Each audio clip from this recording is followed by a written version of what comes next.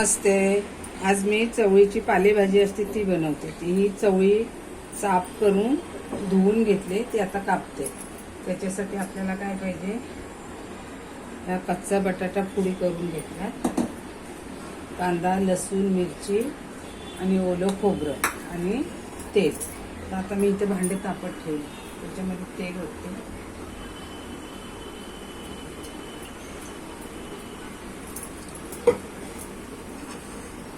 त्याच्यामध्ये कांदा, लसूण आणि मिरची घालून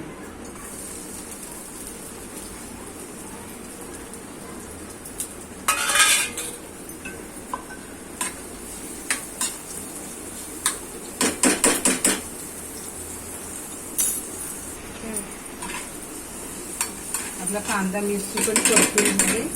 आता आपण चवीनुसार मीठ घालूया.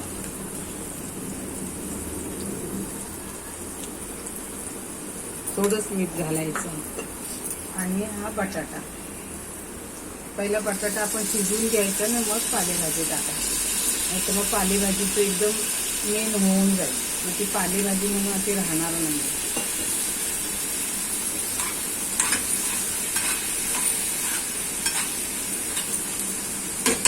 त्याच्यावरती 1-2 मिनिटं झाकण ठेवूया.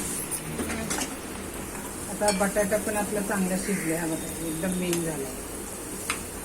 आता याच्यामध्ये आपण चवळीची पालेभाजी चिरून घेतली, ती कापूया.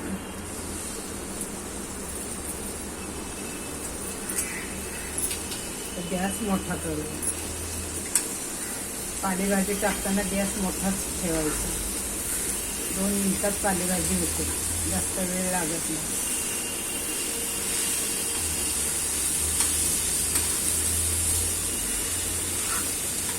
चवळीची भाजी खायला छान लागते, पण साफ करायला खूप त्रास आहे.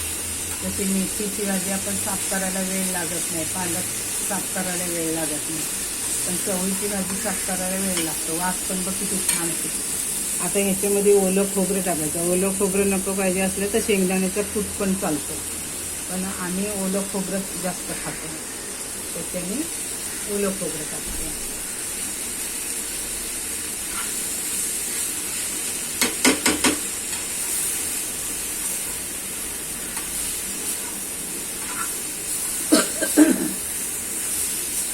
झाली आपली पालेभाजी तयार.